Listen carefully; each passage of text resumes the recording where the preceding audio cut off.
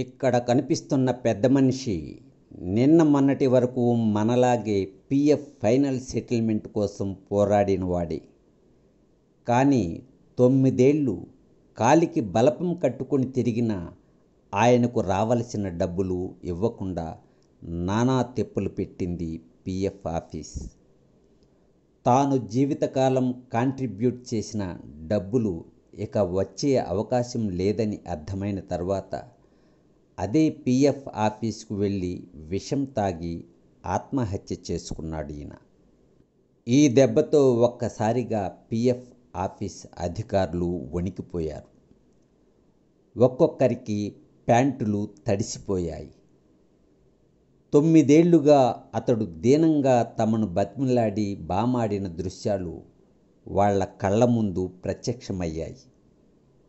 Rules పేరుతో కాలికేస్తే వేలికి, వేలికేస్తే కాలికి మెలికి పెట్టడంలో నిష్ణాతులైన ఈపీఎఫ్ఓ అధికారులు ఇతడు చనిపోయిన తర్వాత మాత్రం అసలు ఏ డాక్యుమెంట్ అడగకుండానే ఇవ్వాల్సిన మొత్తం డబ్బులను ఆయన కుటుంబ సభ్యులకు పువ్వుల్లో పెట్టి ఇచ్చారు. ఇది ఎలా సాధ్యం?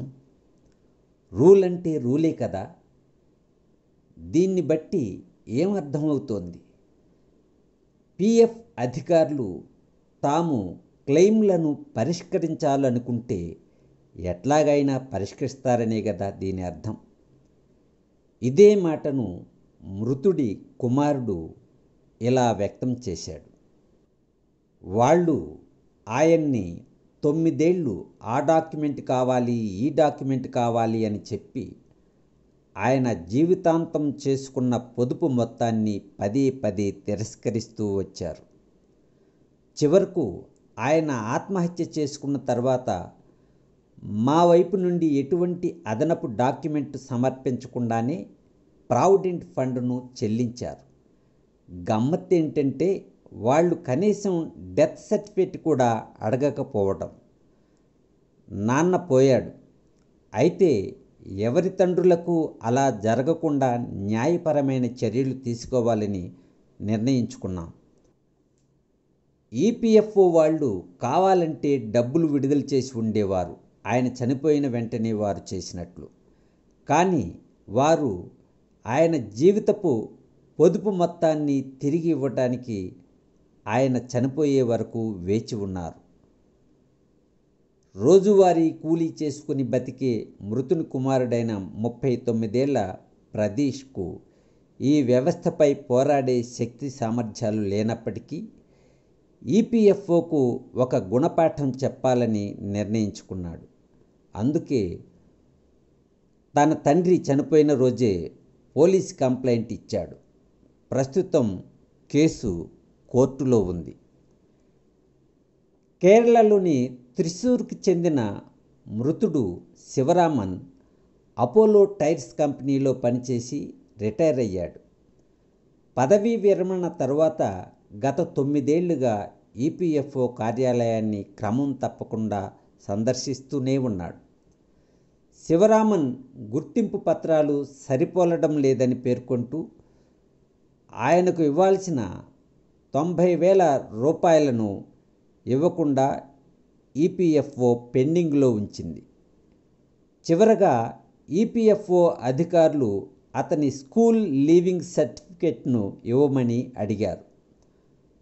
అతడు దాన్ని సమర్పించలేకపోయాడు. దీంతో పీఎఫ్లో ఒక్క పైసా కూడా ఇవ్వడం కుదరదని అధికారులు తేల్చి చెప్పారు. జీవితాంతం కూడబెట్టుకున్న సొమ్ము ఒక డాక్యుమెంట్ సమర్పించని కారణంగా తిరస్కరించబడటంతో ఇక చావే శరణ్యం అనుకున్నాడు.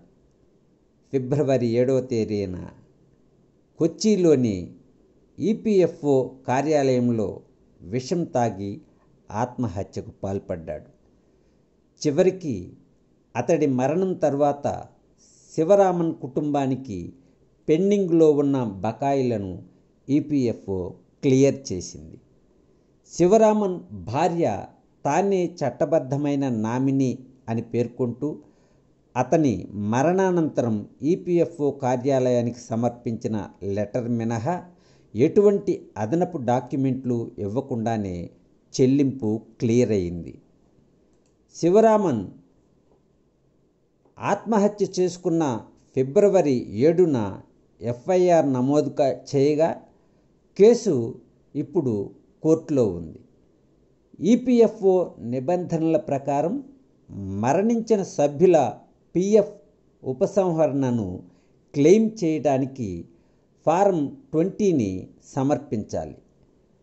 కుటుంబ సభ్యులు మొత్తాన్ని క్లెయిమ్ చేయడానికి సమర్పించాల్సిన డాక్యుమెంట్లలో డెత్ సర్టిఫికేట్, అప్లికేషన్ పెట్టేవారు మైనర్ అయితే అతడి బాధ్యతలు చూసే న్యాచురల్ గార్డియన్ లేకపోతే వేరే వారు గార్డియన్ అయితే గార్డియన్ సర్టిఫికేటు సమర్పించాలి.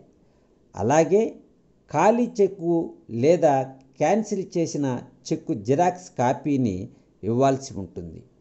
అప్పుడు అధికారులు వాటిని చెక్ చేసుకుని డబ్బును హక్కుదారు బ్యాంక్ అకౌంట్లో వేస్తారు. ఇక్కడ శివరామన్ కుటుంబానికి ఇవేవి సమర్పించకుండానే ఈపీఎఫ్ఓ బకాయి ఉన్న 90,000 రూపాయలని ఇచ్చేసింది. ఇలా ఎట్లా చేశారని పత్రికల వాళ్ళు మెసేజ్ పెడితే వారికి ఈపీఎఫ్ఓ నుంచి ఎటువంటి సమాధానం రాలేదు. ఇటీవలి కాలంలో EPF final settlement rejection rate పెరిగిపోతోంది.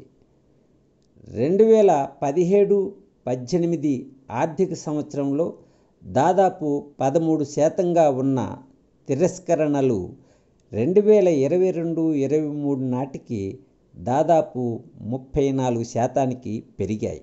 అంటే ఫైనల్ సెటిల్మెంట్ కోసం అప్లికేషన్ పెట్టుకున్న ప్రతి ముగ్గురిలో ఒకరి అప్లికేషన్ను ఈపీఎఫ్ఓ ప్రస్తుతం తిరస్కరిస్తున్నదన్నమాట.